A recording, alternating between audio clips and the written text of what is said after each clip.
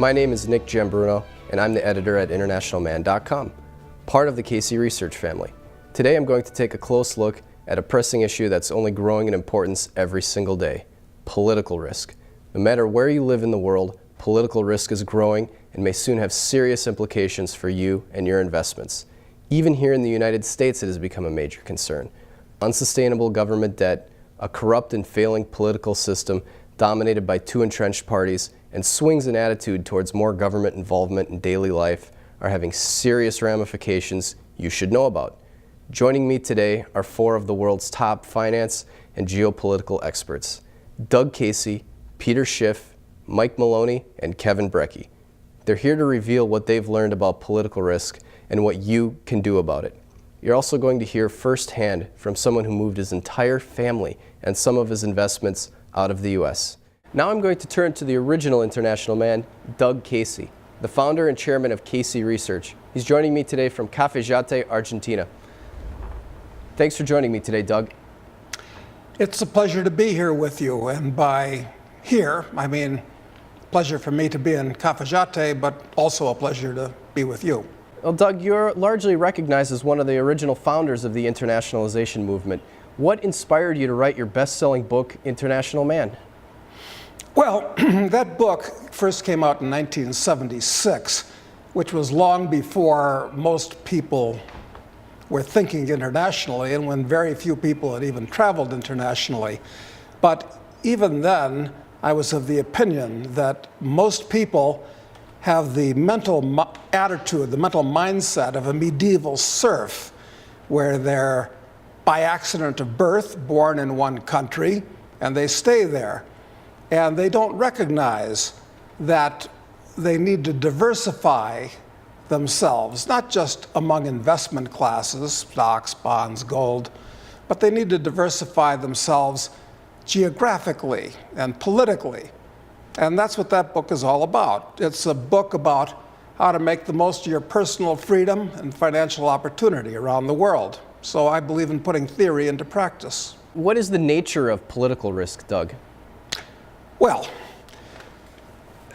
the world is currently divided into something over 200 nation states. And for some reason, people have loyalty to this piece of geography that they're born into. And they don't recognize that the government that asserts control over them, in effect, treats them like milk cows, taxes them directly and indirectly for typically 50% of their incomes. And it's not necessary to be treated like a milk cow. And the way you avoid that fate is by getting yourself out of one government's control.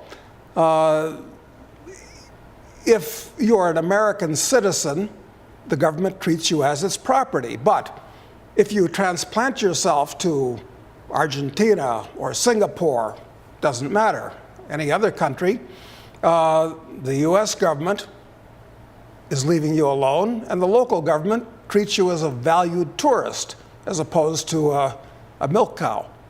That's the essential philosophy. An interesting fact is that International Man, your book, was the best-selling book in the history of Rhodesia. I think it tells an interesting story. You want to tell us a little bit about that? Yeah. I was traveling through Africa in the 70s, and I went up to Rhodesia. This is 1975, and the war was very hot then. And at the time, I must have been the only tourist in that country. Well, the only tourist that wasn't packing armament, let's say. And when I was in Salisbury, I opened up the Yellow Pages, as I always did in those days when I'd visit a new place. And I saw publishers. There were two publishers.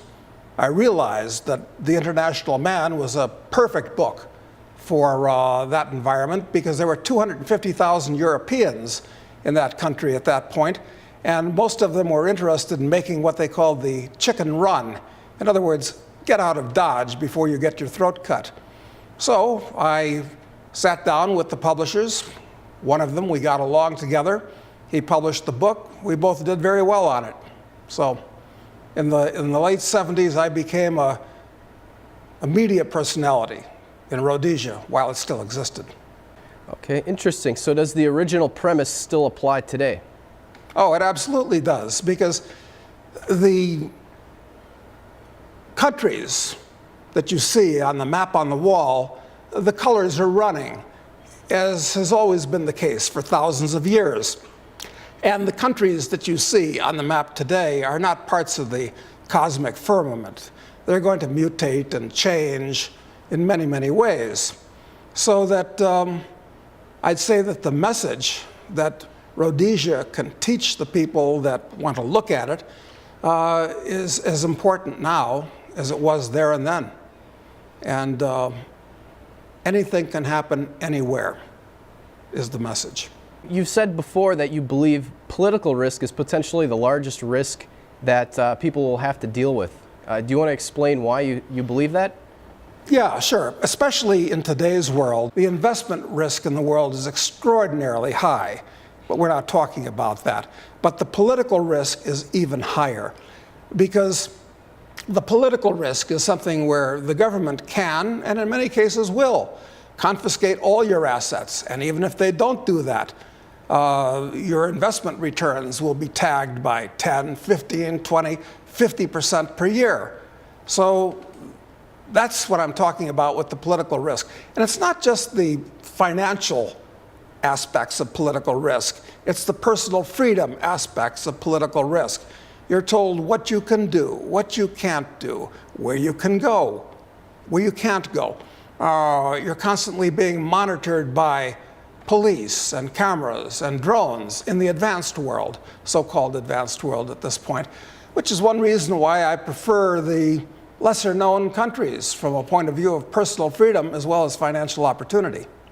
So how does internationalization and, say, obtaining second passports and moving yourself and your assets abroad diversify and insulate you from political risk?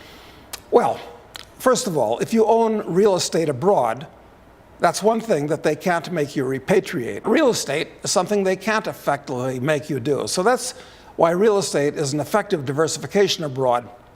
Also, in different countries in the world, real estate can be very advantageously priced. Third, if things go sideways in your country, and I know this is unbelievable for most people to think anything could go wrong in their home country. A lot of Germans thought that in the 20s. A lot of Russians thought that in the early teens. A lot of Vietnamese thought that in the 60s. A lot of Cubans thought that in the 50s. It can happen anywhere. It's good to have a second place you can transplant yourself to. So, and it goes beyond that, actually. It's not just a question of that type of diversification, but under the law in the United States today, if you're accused, not adjudicated, not convicted, but accused of owing $50,000 or more to the US government, they can cancel your passport, even if you're currently abroad. So it's very wise to have a second citizenship or a third. So is political risk, obviously it's not something that just Americans should be concerned about, right? Oh, absolutely. Everybody should be concerned about this. Remember, your government, wherever you are, I don't care what country you're in, considers you as a milk cow. And history has shown, if they need to, they'll use you as a beef cow as well. So a common misperception is that you have to be super rich to internationalize. Is that necessarily true? Well, it helps to have money no matter where you are. It's very convenient to have money. And having money is generally a proof of your productivity. So yes, of course, you're right. But the cost of living is much lower in a lot of countries than it is in the US. Unfortunately, it used to be the US was the most expensive country in the world in the 60s and the 70s. That's no longer true. Now the US is cheaper to live in than a lot of other countries. But that said, where I am now at the moment in Argentina, I can get a fantastic meal for, I would say, 25% of what I would pay in the US. The weather is excellent, the people are nice, the wide open spaces. There are a lot of advantages. Now, that may change in 10 or 15 or 20 years, and some other place may be better. But at the moment, for all of its problems, and it's got plenty of problems, but they're not problems that affect me generally very much, Argentina is a fantastic place to be, regardless of anything you may have read in the media. You're an avid traveler, Doug. What are the other countries that you are planting your flags today? Well, just across the Rio del Plata is Uruguay, which you might see as a quiet and in some ways backward province of Argentina, but it has a lot of advantages. Punta del Este is one of the most sophisticated and hopping places on the planet in January and February. I like Uruguay a lot. I like the Orient. I lived in Hong Kong for years. I like New Zealand. I lived there for years. I lived in Costa Rica in the past. I wouldn't go back there today. I mean, there are a lot of places we could talk about, but the sands are always shifting. All right, that's all the time we have for today. Thank you for your time, Doug. Pleasure was mine. We now turn to Peter Schiff. Peter is one of the world's most popular financial commentators today. He's president of Euro-Pacific Capital and is perhaps best known for accurately predicting the 2008 financial crisis in the United States. Thanks for your time, Peter. Oh, thanks for coming by. You've said before that you could see gold hitting $5,000 within 2 to 3 years. You clearly see some financial trouble on the horizon. Is that right?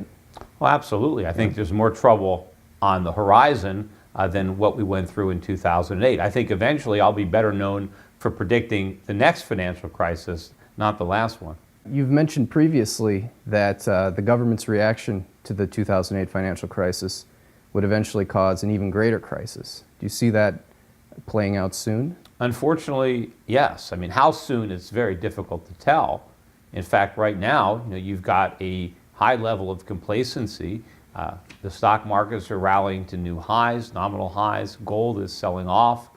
People seem to be convinced that the worst is behind us, that the central banks of the world have solved our problems by papering them over. But I don't think they've solved any problems. I think they've compounded the underlying problems that caused the last crisis. And so now the next crisis will be that much worse because of what the central banks did, I mean, in particular, the Federal Reserve. How serious of a threat to American citizens is the fiscal and monetary position of the United States? Well, it's an extreme threat. Yeah. It's probably the greatest threat out there. And not just the debt itself, but how the government is going about financing it. And the fact that money is being created. Ben Bernanke claims that he's not monetizing the debt, but that is precisely what he's doing. And he's going to have to monetize more and more of it as the debts get bigger and bigger. And eventually, I think it's going to lead to runaway inflation, potentially hyperinflation. And the only way to prevent that from happening would be for the Fed to aggressively raise interest rates. And of course, the economy won't be able to withstand that. The banks will fail, real estate prices will plunge, the government will be forced to default on its debts. The Fed is, right now trying to prop the economy up, the housing market up with cheap money. And it's operating under the delusion that one day it can take that cheap money away and the economy and the housing market will just sustain on their own. But that's not possible. Ben Bernanke is building an economy that is completely dependent on that cheap money.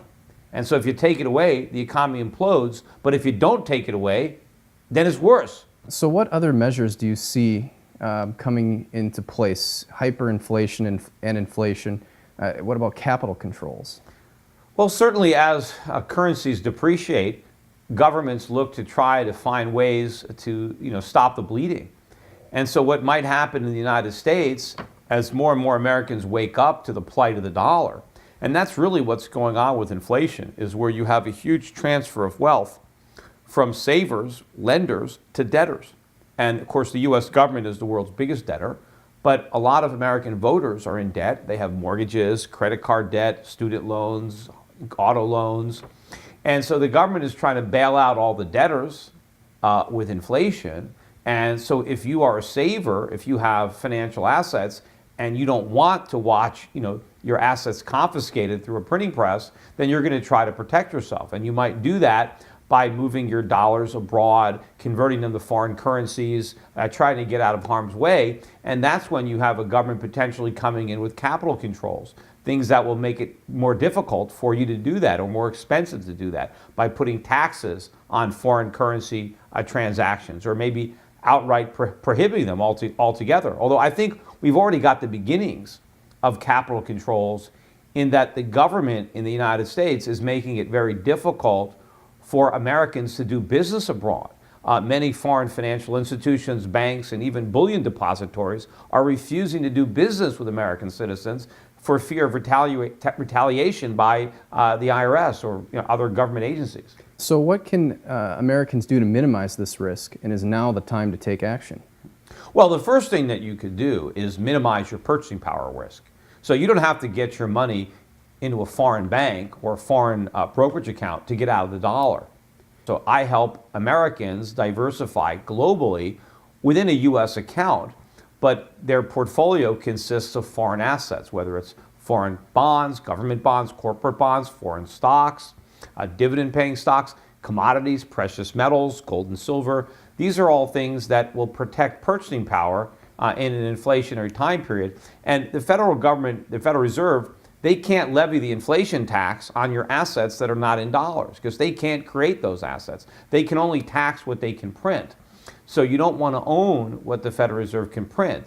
But if you're more worried about the political risk, about the U.S. government seizing your assets, and then you want to take the next step, where it's not just getting your dollars, you're getting out of the dollar, but getting your money out of the country, that's another step. But again, I just mentioned that the government is making that more difficult right now. I mean, I know I set up a foreign brokerage firm as a subsidiary of my foreign bank, which I also set up, called Euro-Pacific Bank.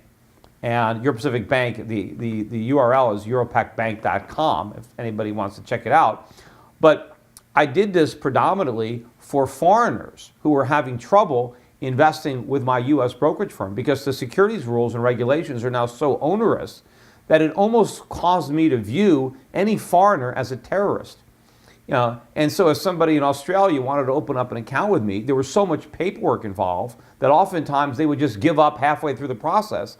And so what I did is I set up this foreign bank so that I wouldn't have to operate under those confines, so I can be more competitive to a foreign investor. But I can't offer these services to Americans. My foreign bank is no different than many other foreign banks. In order to really protect the privacy of my foreign customers, I can't accept American customers. And if I accepted American customers, my compliance costs would be so high that I'd have to charge my foreign customers more for their transactions to try to stay in business. So to mitigate all that regulation and the potential of having to share all the information that, on my foreign clients with the U.S. government, I'm just not taking American customers. And and if I won't take American customers, a lot of other banks aren't going to take them either. So you might have to have a more complex structure in which the beneficial owner is harder to figure out.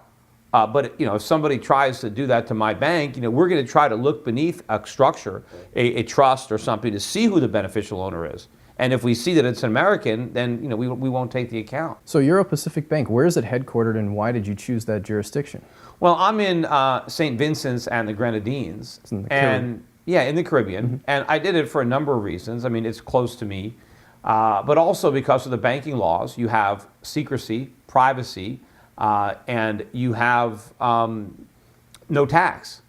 So that's the whole idea, is where they're not going to impose any income tax on my company as an offshore bank. They're also not going to impose any taxes, any withholding taxes on my bank customers on their interest income or their capital gains.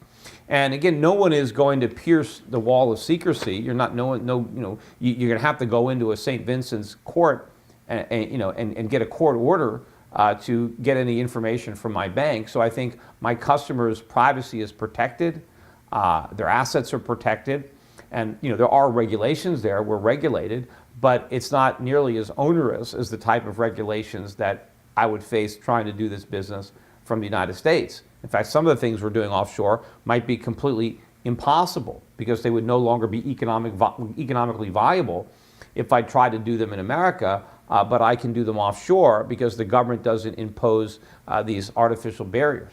Going back to internationalization in general, which countries are you particularly bullish on, and what are the best places to internationalize in?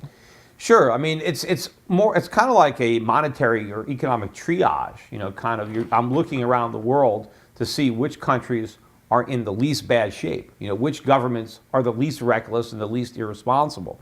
Because you really can't find any one country that's doing it perfectly. You just have to find the ones that are making the fewest mistakes. And I think high on that list is Singapore, Hong Kong, you know, being part of China, but not totally.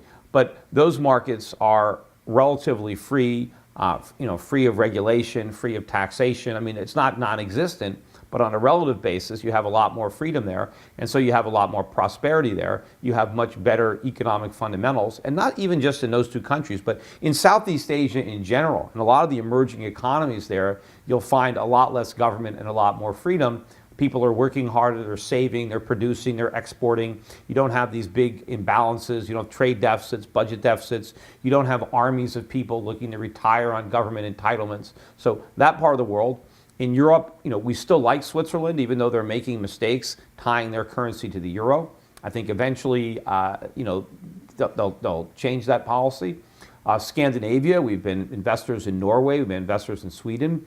Also, Australia and New Zealand have been longtime favorites. We're investing down there. Or you know, even closer to home in Canada. We do have some investments in South America. And you know, we're diversifying around the world. You know, trying to get into the right countries, the right currencies, the right asset classes. Now, we've seen a number of famous personalities changing their jurisdictions and changing their citizenship, like the French actor Gerard Depardieu. Tina Turner recently renounced her U.S. citizenship and became Swiss. Now, would Tina be eligible to use Euro-Pacific Bank? Yeah, once you renounce your U.S. citizenship, I mean, the only people who can't bank with me are American citizens living abroad or foreigners living in America. So once you're no longer an American citizen, as long as you don't reside in the United States, then you're welcome at the bank. And you know, I think a lot of people are doing this obviously for tax reasons, although they can't necessarily claim it's for tax reasons. In fact, in America, you can renounce your citizenship, but if you claim it's for tax reasons, they won't let you. And in fact, you know, you have to fill out a form to renounce your citizenship, which, by the way, you can only get that form from a foreign embassy. And the forms used to be free. Now they're $500 a piece. So think about that. If they can charge you for that form, they can charge $5,000. They can charge $5 million. They can basically make it impossible for you to leave. And they're trying to make it more difficult ever since Eduardo Saverin from Facebook went to Singapore. You know, now the government is trying to come up with all sorts of ways to punish Americans who try to give up their citizenship. And this really is the sign of a nation in decay. You know, 50 years ago, nobody would want to give up an American citizenship. They would cherish that. The fact that so many people are paying tremendous amounts of money to get this albatross off their neck shows you how much times have changed, that an American passport is not an asset to be cherished, but a liability that people are willing to pay to get rid of. And what about you personally? Do you believe you're adequately diversified internationally to set up a buffer for what you believe could be around the corner? Well, I think my investments are. I mean, I own a lot of foreign stocks. I have a lot of precious metals. I have a lot of mining shares. I've been buying more recently as the prices have come back down again. But I still live in the United States, so I'm obviously still vulnerable here. My son is here. I have another son on the way. So I have family that are in the United States. So I haven't, done anything about a physical exit strategy, although I do think I have financial resources that would afford me the ability to relocate. But I haven't actually taken any steps other than setting up a foreign business. And I have this business in the Caribbean. I have a business in Canada. I have a brokerage firm, Euro-Pacific Canada, and so I've got offices up there. And I'm also thinking about opening up an office in Singapore and trying to move more of my business, more of my existing business, particularly my asset management business, to move it from the U.S. abroad, not only because of favorable tax treatment outside the United States, but because of the regulatory environment. If you want to be globally competitive, you need to be in an area where you can minimize those costs. Because if I have those costs and my competitors don't, then I'm at a disadvantage. And also, I think that over time, people are going to be more and more hesitant about sending their money to the United States. So if I'm going to manage money, I might have to manage it offshore, because I think people will be worried about sending it here. They might be worried that the U.S. government might take it. If it ever gets really, really bad, that you feel that you have to leave, by then it might be illegal to take any gold or silver out of the country. I mean, right now, you can take $10,000 worth of cash or cash equivalents, which would include gold bullion. You can take it out of the country as long as you tell the government that you're taking it. And if you don't tell them and they catch you, there's a big fine and jail penalty. But one day it might not be that, well, you have to tell us that you're taking the money out of the country. It might be that you're prohibited from taking it out of the country. And who knows what the penalty might be if they catch you. But if it's already out of the country, then you don't have to worry, because you're leaving with nothing and the money's on the other side of the border waiting for you, in gold or silver in Australia. So you, in effect, have preempted the capital controls, and obviously the time to do that would be before they're imposed. Yeah, well, you get out the window right before they slam it shut. That's the whole idea. And right now, those windows are shutting all around as more and more offshore institutions are saying, no, thank you to an American customer. But again, the other reason that you want to act sooner too is if they do impose exchange controls or fees on purchasing precious metals, and they don't just ban you, but they have a big tax on the transaction or a big tax foreign exchange. If you want to buy Swiss francs, they can have a big transaction tax. You want to get your money out of the country, out of the dollar, before those taxes are imposed. Because if you wait until they're imposed, then you can't get as much money out because a lot of it is being lost to taxes. So you're trying to avoid the inflation tax, but they're hitting you with some other kind of tax in the process, because that's really what they're trying to do. I mean, a lot of people, are worried about the income tax or the estate tax, and they go through elaborate, means to try to minimize those taxes. But then they leave themselves vulnerable to what might be the biggest tax of all, and that's the inflation tax. And so you have to act to protect yourself before so many people are trying to protect themselves that the government makes it almost impossible to do it. All right, Peter. Thanks for your time. Appreciate it. Sure. Click below to learn how to mitigate political risk in your home country, or keep watching for an intimate look at Casey Research Managing Director David Galland's new life in Argentina. David Galland is an investor and a prolific writer. An American citizen, he made the monumental decision a year ago to move his entire family, his wife and 2 children, to a community in Argentina. Here's his story. One of the most important aspects of the world we live in, and this has been, throughout history, is that if you have all of your assets, you have your entire life in one country, you're at a great deal of risk. For me, one of the big reasons for moving to Cafayate was as part of a process of internationalizing myself. 6 months ago, David Galland moved his entire family from the United States to Estancia de Cafayate, a wine and golf resort just outside the small, quaint village of Cafayate in northern Argentina. A businessman, he decided it was time to diversify both his assets and his life. It's here, in the middle of a burgeoning wine region, that David has found a refuge from the economic storms pounding America and Europe. If you look at throughout history, the people who were in Germany during the Weimar Republic, the people who had all their assets stuck in Germany, lost everything. The people who had some of their assets or all their assets, just a little bit across the border in France, were perfectly fine. So in a world such as we live in today, where there's so much uncertainty and governments have really gone out of control, having all of your assets in one place is a huge mistake for most people. And so in my case, first off, I love the place down here, but part of it is a deliberate strategy to start spreading myself around the world. But protecting his assets from the whims of Western policymakers wasn't David's only motivation for leaving the U.S. People in the Western economies, they've fallen into this trap of of living in suburban boxes and strip malls and sort of an artificial construct where, you know, the most important thing is what's the newest electronic device that's come out. Whereas here, people, they're close to the earth. You go to the local supermarket and you pick out your fruit from your favorite vendor, and you get to know your neighbors. You get to know, you know, life. You get reconnected with people and with the land in a way that it's almost completely missing in most of America, as far as I can see, and in most of the Western world.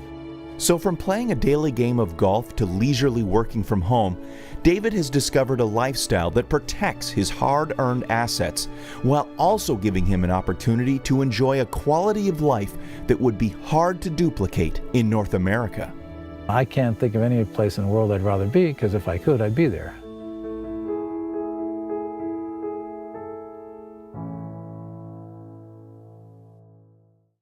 Let's now head to Santa Monica, California to talk to Mike Maloney, one of the world's most highly regarded experts on precious metals and the founder of goldsilver.com.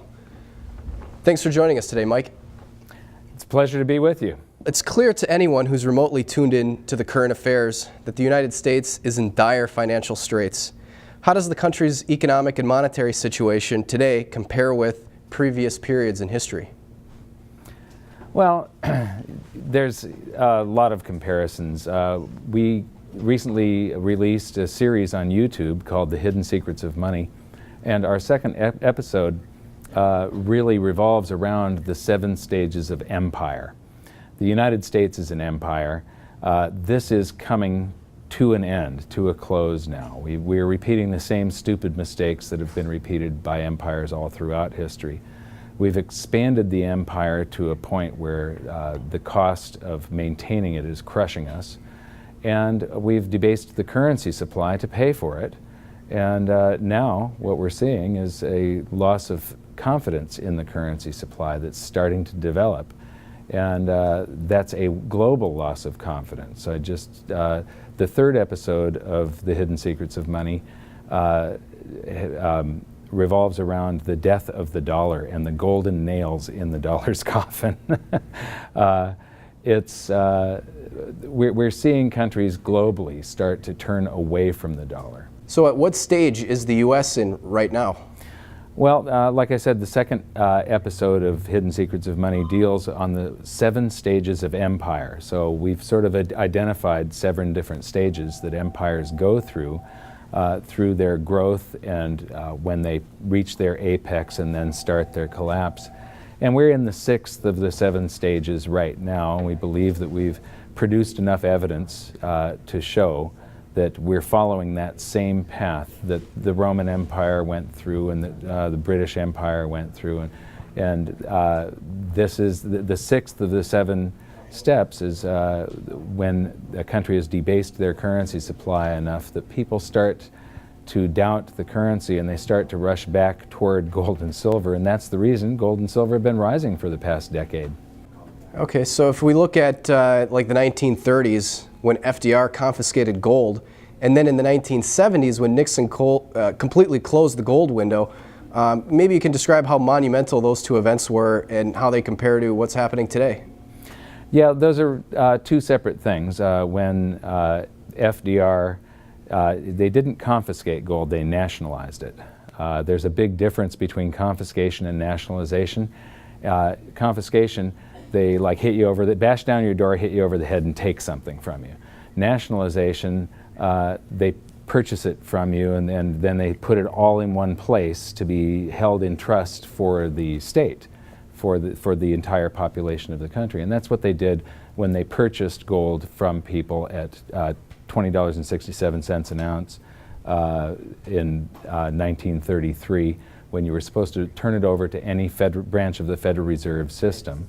And then they sent it all to Fort Knox to be held in one place as an asset for the country. So it's nationalization.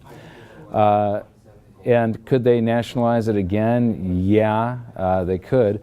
What this was, in both instances, if you look at the nationalization in 1933 and you look at the Nixon closing the gold window in '71, this is gold starting to do its accounting of an expanded currency supply. And it's gold forcing the government's hand. It's the free market starting to overwhelm a government manipulation. And that manipulation was trying to declare that gold had a certain price measured in a paper currency that they could keep on printing more of. And eventually the public realizes that there's something wrong, and the free market tries to balance that gold currency ratio once again, and it forces the government's hand. The government has to make some sort of move to, they can't stay where they're at. Gold is forcing them to do this. In 1971, if Nixon hadn't taken us off of the Bretton Woods system and closed the gold window, if they had continued paying out gold until there was none left, and remember, the dollar then was a claim check on gold, and all currencies around the planet were pegged to gold through the US dollar.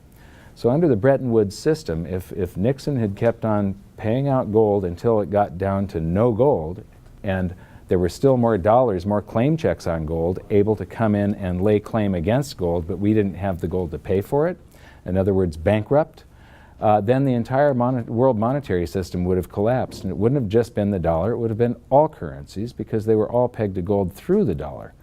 So suddenly, this scam of paper currencies would have been up globally. And so Nixon was absolutely forced to close the gold window and sever the tie between gold and the US dollar. But in doing so, he unwittingly began a grand experiment that has been proven thousands of times not to work. And that is, the entire world went on a fiat currency standard pretty much the same time. There were a few countries that maintained a gold standard until, I believe, 74 or something like that. But basically, 1971, pretty much all the world's currencies became fiat at the same time. And that is something that we know doesn't work throughout history. There is no example of a fiat currency surviving. And so to try it globally, Nixon didn't intend this to be the outcome, but this stupidity, I mean, we've already done it and we're going to suffer the consequences, but the thing is, there's a wealth transfer that happens during the collapse of any currency, and somebody can put themselves on the correct side of that wealth transfer if they choose to. So looking at where we are now, what kind of signs would you look for to see another potential paradigm shift in our monetary system? Well, what I look for is exactly what is happening right now. I was in Singapore just a couple of months ago giving a presentation called The Death of the Dollar and the Golden Nails in the Dollar's Coffin, which is mostly embodied in our third episode of Hidden Secrets of Money. And what you see is that there's a whole bunch of imbalances when a global monetary system has sort of played itself out and it's coming to its end. All of the disequilibria and imbalances that are caused because of a man-made artificial monetary system, these bubbles and stuff, it all comes to a head and the whole thing becomes unstable. We're seeing that now, and some people don't realize that it's a natural thing that these man-made monetary systems collapse. They can't account for all of the forces in the free market and automatically balance things like a free market monetary system such as gold would automatically do. There have been numerous monetary systems. There was the classical gold standard before World War I. Between the wars, we had an intra-war gold standard, the gold exchange standard, and then there was the Bretton Woods system from 44 to 71, and now the dollar standard from 71 until today. And so every 30 to 40 years, the world has had a completely different monetary system. The other ones were little baby steps off of gold, however, and this one is going to be a giant convulsion from nothing, debt-backed currencies, to something, most likely an asset-backed currency, which means that gold will have something to do in the role of future monetary systems. That is going to be something that is felt by everybody. The other transitions were not felt by the common man. They were these baby steps where it was the world's central banks that were panicked and the major international banks. They were trying to figure out how would international settlement be done. This one is something that is going to affect everybody on the planet. Do you see political risk increasing in the United States and around the world? Yes, I see a lot of political risk increasing everywhere in the world, not just in the United States. Every country on the planet is currently doing these insane levels of currency creation. That suggests that this is the end game for fiat currencies globally. There's going to be some currency crisis laying out there in the future. And when you see countries increasingly, it's interesting that we had the fall of the Soviet Union just a few decades ago, and they are becoming more free. And countries like the United States are voting to become less and less free. We're voting to tax people more and share the wealth and for the state to take care of everybody. Doug Casey and David Galland speak a lot about this, and right now, like California just increased their their income tax by 3% for the wealthy, the top income tax bracket. And so they are turning to sort of paraphrase Doug Casey and David Galland, we're being treated a little bit less as milking cows and a little bit more like beef cattle. So I do see political risk internationally. There is always the possibility that the U.S. government, in the midst of a currency crisis, could try to nationalize gold again. I think that we're one of the least likely countries because most of the dollars that exist outside of the United States.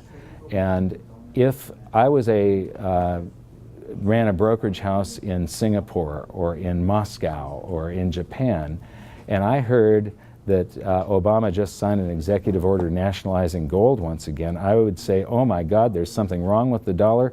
Dump all of our dollars and buy gold. And so you would see the dollar plummet to zero within, it would be a matter of days, and gold would go to infinity measured in dollars. So I don't think they're going to do that unless they really feel threatened, but you never know what a drowning man is going to do. And the government is that drowning man. And so there is the possibility that they may nationalize. And so I have, first of all, I am fully invested in gold and silver. I believe that all the stuff that I'm saying is absolutely true. So my portfolio is probably 90% silver or 85% silver and 10 or 15% gold right now. And it'll go toward more gold as the gold-silver ratio changes and comes back to its historic averages. But I'm in just gold and silver because I believe there's a currency crisis, and because it's the asset class that has the greatest potential gains over any other asset class. In a currency crisis, oil does not do well, real estate does not do well, stocks, bonds, none of them do well. Gold and silver, all the purchasing power from those other asset classes gets transferred to the gold and silver as people try and sell everything else and rush to the gold and silver. So if you have it before the crowd, you're going to do very well when it comes to increase in your personal wealth measured in how much stuff you can buy, not whatever the price of something is. What about storing your gold internationally? Yeah, well, I have much of my gold and silver in the United States right now, but I also have a significant amount in Europe, and I'm going to be moving some of my U.S. holdings to Singapore. So I do believe in geographical diversification. And, recently we added a new product to our product line mix, and that's investment grade bullion jewelry. And I never thought that I would be selling jewelry, but in all of history, I cannot identify a single instance of the government nationalizing people's jewelry. They do, when they nationalize or confiscate, usually it's nationalization, they go after monetary gold, so coins and bars. They don't go after gold that's in jewelry form. They don't go after people's silverware, stuff like that. So we went right to the manufacturer, and we've got 22 karat, which is the same as a U.S. gold eagle, necklaces and bracelets that have it's very near the spot price, and it's a very low bid-ask spread, lower than any form of jewelry that you're going to find out there, which usually has a bid-ask spread that is multiples, basically. You're going to pay many times the spot price, and then when you sell it, you're going to get spot or a little bit less than spot. And so we established this, and I personally have been investing in this for my U.S. gold just in case. And then I'm sending some to Singapore, and I've already got some in Europe. So I feel like I'm covered. I've done the best that I can do to sleep well at night. So you talked a little bit about how you've diversified internationally in Europe and Singapore. Have you taken any other steps to diversify internationally? Outside of, say, gold, maybe with foreign real estate or second passports or these kinds of things? Getting a second passport is an interesting concept, and I am interested in that. I believe that in the midst of that this currency crisis isn't going to be just a U.S. dollar crisis. It's going to be all currencies across the planet, and I believe that gold will be able to purchase a whole lot more real estate in the future, and then silver will leverage you against gold and give a multiple of returns against gold. That's the reason I'm 90% in silver. I may someday in the future sell some of my silver and convert it into gold. I believe that you're going to see the gold-silver ratio somewhere at around 10 one day. So that means if you want 5 times more gold than you can pay for right now, buy silver instead and then change it into gold later. But when it comes to international real estate, yes, I will be doing that one day. But today, I'm 100%, my portfolio is just gold and silver, and that's it. And then, a gold and silver dealership that I own, and the best-selling book on gold and silver, and a video series on gold and silver. My entire life wraps just around the asset class that I see as having the biggest gains. If gold is going to go up against real estate, that means real estate is getting cheaper and cheaper, as it has like for the last decade. If you measured real estate in gold during that entire real estate boom of the 2000s, that was an illusion. It didn't really happen. Real estate was actually falling in value while it was going up in price. The value being how much stuff you could buy if you were to sell that real estate, how much other stuff in society. Things like gasoline, crude oil, and gold were going up many times faster than real estate. So in other words, real estate was falling, priced in those items. I believe that real estate was probably got another 80 to 90% to fall before it is complete, measured against gold. So I don't want to purchase anything that's going to sell for pennies on the dollar someday in the future. Let me just ask you one last question. Maybe you could talk a little bit about how gold is an international currency. You can basically take it to any country in the world and it's recognized as value. Yeah, it is an international currency. It's interesting when you travel a lot, you start to look at the absolute stupidity of national currencies and how they limit our freedom. If you go into another country, if you cross that, if you go past the currency exchange window at the airport, at that point, the currency in your pocket, if it's not that country's currency, drops to zero, with the exception of the US dollar in some countries. In some countries, a cab driver will take US dollars, but still, in the majority, they won't. And so you go past that currency window, and suddenly the currency in your pocket that you think has value on that side of the border has none. It goes to zero. If you've got gold and silver, you can still sell it in that local country, near spot price, and purchase something in that country.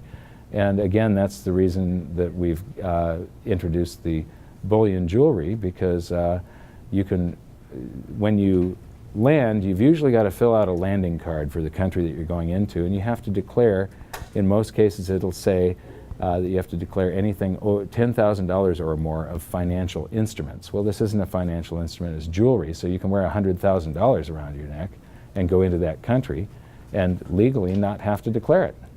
All right, well, I think that's all the time we have for today, Mike. Really appreciate your time. Thank you. Okay, thank you. Click below to find out how to go about internationalizing your assets, or keep watching for Nick's interview with World Money Analyst editor Kevin Brecky. Now let's speak with Kevin Brecky, the managing editor of World Money Analyst, a publication of Malden Economics. He's a renowned internationalization expert. Thanks for joining us today, Kevin. Well, great. Good to be here. Thanks for having me, Nick. Internationalization isn't necessarily an easy process. What are some of the initial steps people need to take if they're thinking about internationalizing? Well, one of the first steps would be to get some of your assets outside of the United States. That would be probably the most important. And then secondly, after you have diversified your assets outside the United States, would be to then considering setting up either some sort of a temporary residence, or consider a permanent residence, or owning real estate abroad, so that you not only internationalize your wealth, but you internationalize yourself personally. Has the U.S. government made it easy for Americans to internationalize? No, it has not. In fact, in the last few years, it has gotten exponentially more difficult, not per se, but as far as reporting requirements are concerned. In the 70s, there was actually, the reporting requirements have been around since the 70s, but very few accountants were aware of it, and even fewer American taxpayers were aware that if they did have an account, and a foreign account, that they were required to fill out some sort of a reporting. And back then it was, and it's still in effect today, it's the Report of Foreign Bank and Financial Accounts. It's known as the FBAR. And this requires Americans that have assets outside the United States, if they trigger a threshold, which if you have globally, if your assets total US $10,000 anytime during the year, you're required to fill out this form and submit it to the Treasury. But in the last few years, the Internal Revenue Service has taken this to a far greater level. And in 2010, they introduced a different reporting regulation, and it's called FATCA. It's an acronym for Statement of Specified Foreign Financial Accounts. And this is really steps it up to a whole different level of recording, because previous to that, typically if an American took their assets outside of the United States, it would be a bank account or possibly a brokerage account if they wanted to trade or hold securities. But now it broadens that to cover all types of assets, not just an account. Meaning that if you hold precious metals abroad, have a life insurance policy, some sort of an annuity or trust, or real estate, although there are exceptions, these will now need to be reported, and this is done yearly. So the reporting requirements have broadened greatly just in the last 3 or 4 years, and they will continue to broaden as they're implemented globally. How does this affect foreign financial institutions that might want to do business with American clients? Well, that's what exactly I think is the ultimate intent here. Under the FATCA regulations, what the Internal Revenue Service is doing in conjunction with the U.S. Treasury is they're literally requiring all financial institutions worldwide, so these regulations blanket the earth. They're requiring every foreign financial institution to identify, monitor, and track their U.S. clients. And any institution that does not comply with this will effectively be shut out of the United States financial markets. And the United States is the largest financial market in the world, and there are very few institutions, none that I'm aware of, have refused to comply. So in effect, what it's doing is it's placing the onus on the foreign financial institutions to identify their U.S. clients and make sure that their holdings and their accounts are reported back to the IRS. Is this making foreign financial institutions more reluctant to do business with Americans?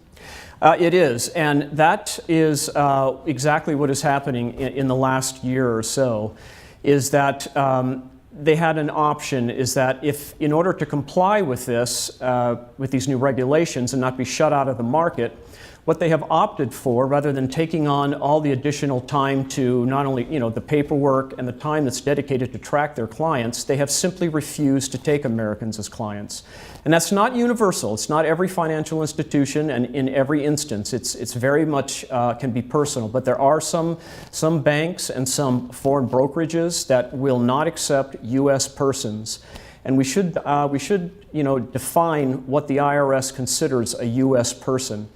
Anyone that has a U.S. tax obligation, so that would be U.S. citizens, green card holders, or anyone that spends enough time here in the United States, which is typically about 183 days a year, then that would trigger you to have some sort of a U.S. tax obligation. So you have to be very careful as a non-citizen or a non-resident how much time you spend in the United States, because you may trigger a reporting requirement. So do you see these barriers and these regulations to internationalization increasing over the next couple of years? Sadly, it's the old rule that if you see a trend, you can expect that trend to continue until it stops. And the trend in the last 2 or 3 years has definitely been more regulations and more restrictions. So it would not surprise me at all that if we would have something like that, to see that come out of the IRS or the Treasury for additional reporting requirements. That's something I think we should count on. Well, as of now, are there any feasible ways that someone can move some of their savings abroad without triggering these invasive reporting requirements? Can you briefly explain, please? Sure, there actually is. It's not all bad news. There is some good news here. Under the regulations for the new FATCA requirements, over the last year, they have been releasing, in a question and answer format, they've been releasing some guidelines that are very specific and can give you ideas of what is and is not required to be reported. And there are 2 areas specifically where Americans can own foreign assets and they do not have to be reported, and that is in precious metals that are held directly and foreign real estate that is held directly. And the key here is the definition of held directly, and the IRS has been very specific about this.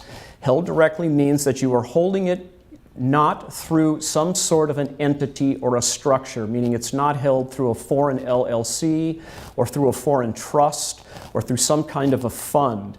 If you own property overseas and you hold it directly, you do not have to declare the ownership of the real estate. Same thing with precious metals. If you own precious metals that are held directly, and this would include either a bank safe box or a private vaulting institution, either of those methods would then relieve you from the obligation of declaring both your precious metals and your real estate do not have to be reported. So there are 2 bright spots. Now, without getting into too many specifics, talk about your own personal situation and to what extent are you internationalized? Well, I do. I'm a part-time resident here in America. I'm a resident in Switzerland, so I live there most of the year. And I've always been interested in traveling and other cultures. So I've traveled a lot, and I've been in Switzerland now for the past 6 years, and before that I lived in Germany for quite a while. So I'm no stranger to living overseas and having to sort of shoot the gauntlet with some of the barriers that can be thrown up. But don't let that get in your way. Don't let that prevent you from considering internationalizing, because there are still many avenues that can be taken to not only internationalize your wealth, but also yourself, which I have done. Can you recommend to us perhaps a resource for people looking to internationalize? Yes, in fact, we're just now wrapping up a report on this. It's quite in-depth, and it's going to be the new Going Global report. And this report, it's researched and being produced through or published through Casey Research. And it's going to cover all aspects of financial or internationalizing yourself, both you personally and your finances. And it'll cover from the very basic, the first steps you can take, which is a bank account or having a foreign brokerage account, to setting up more complicated structures to help protect your wealth and also in your inheritance through things like trusts and LLCs. So it's a very comprehensive report, and it will certainly take a lot of the mystery and a lot of the hesitation away from those that are considering internationalizing. All right, Kevin, so everything you're talking about here is legal, correct? Yes, we're not advocating in any way that anyone take any measures or attempt to circumvent these regulations. They can all be done legally. The penalties for failure to report are just too severe, and it's just not worth it. Unfortunately, we live in a world now where we must sacrifice some of our financial privacy in order to have our financial security. All right, Kevin, that's all the time we have for today. Thanks again for joining us. Thanks again. It was nice to talk with you, Nick. Fortunately, the window is still open for you to take action now to diversify internationally, and thus reduce your exposure to the edicts of bureaucrats in any country. Diversifying against political risk can be achieved with internationalization, and it is a prudent step for anyone, not just Americans, to take. Our new special report, Going Global, will show you exactly how to do just that. You certainly don't have to be a millionaire. There are many low-cost solutions that anyone can implement.